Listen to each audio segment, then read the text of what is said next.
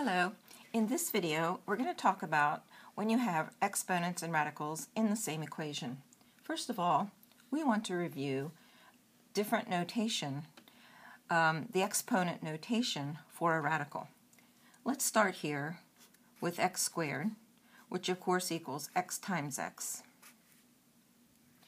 We also have the notation x to the minus 2, which equals 1 divided by x times x, or 1 divided by x squared. You see what this minus 2 is notation that tells you that the x should go into the denominator to become positive. In the same way, here's x to the minus 3 power, which is simply 1 divided by x to the third power. There are also, if you remember, fractional exponents that translate back into radicals. For example, x to the 1/2 power is the same as the square root of x, because remember, the exponent 1 is understood. So whatever's in the denominator always becomes the root. Here we have x to the 2/3. That would be the cube root of x squared. Or, in this case, x to the 4/5, the 5th root of x to the 4th. The beauty of this notation is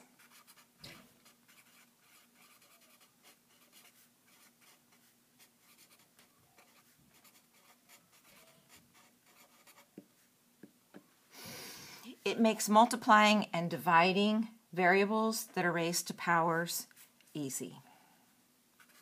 It makes multiplying or dividing variables raised to powers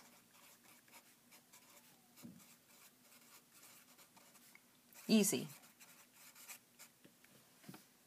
Perhaps I should say easier. First, let's review when we multiply and divide with exponents.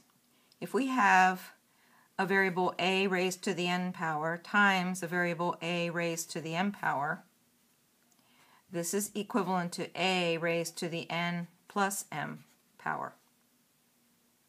Similarly, if we have a raised to the n power divided by a raised to the m power, this is equivalent to a to the n minus m.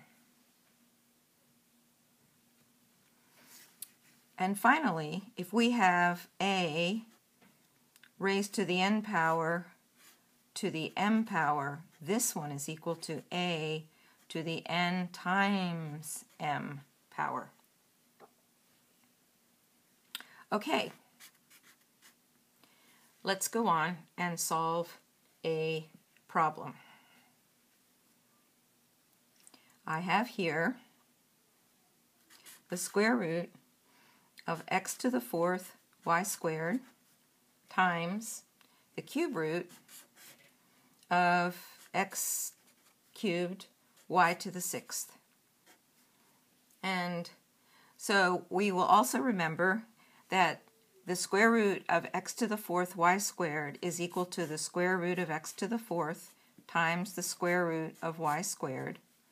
And so this is going to be equal to the cube root of x cubed, and this is going to be equal to the cube root of y to the 6th.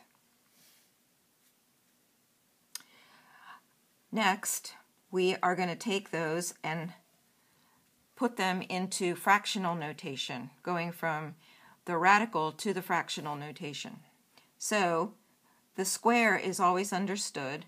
So this is x to the 4/2 times y to the 2/2 times x to the 3/3 times y to the 6/3.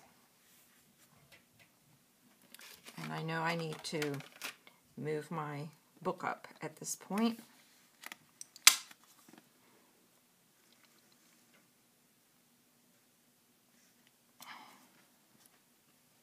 We want to combine terms. I'm going to move our equal sign over here. We have x to the 4/2 times x to the 3/3 times y to the 2/2 times y to the 6/3. And now you might be beginning to see why it's nice to reduce fractions to their lowest terms. This is x squared times x times y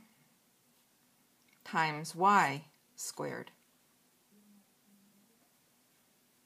And so x squared times x is x to the 2 plus 1. Y times y squared is y to the 1 plus 2. And so the answer to this terrible looking problem turns out to simply be x cubed, y cubed.